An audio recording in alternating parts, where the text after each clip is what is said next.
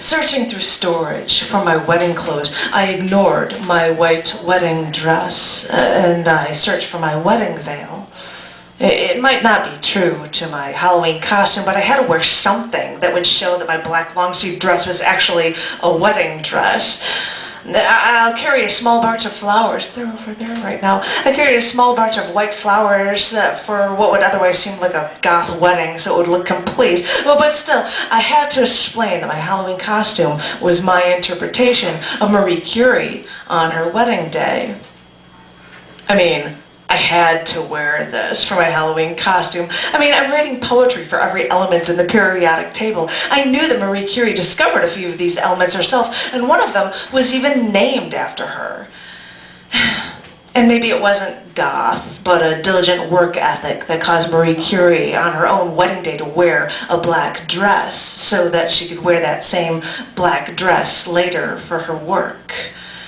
And yeah, when she worked, she was getting messy with the radioactive elements, ergo the black dress, I suppose. But when she studied the radioactivity of some elements, seeming higher at times, she deduced that there must be something else causing that radiation. And there was. She even coined the term radioactivity while she discovered two elements that were radioactive, radium and polonium.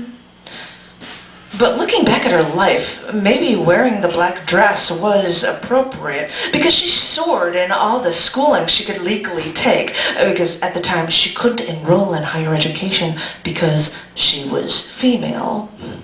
So she eventually had to go underground for learning for higher educations in makeshift classrooms that lasted only a few days before the government raids would cause the schooling to have to move again. So she then left Poland for Paris and was able to go to school, but she was still penniless and hungry.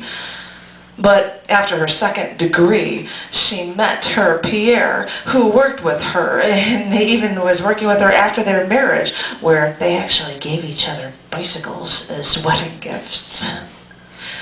I know, I'm going on and on about Marie Curie for my Halloween costume, and there's even an element named after her, but she didn't discover that element.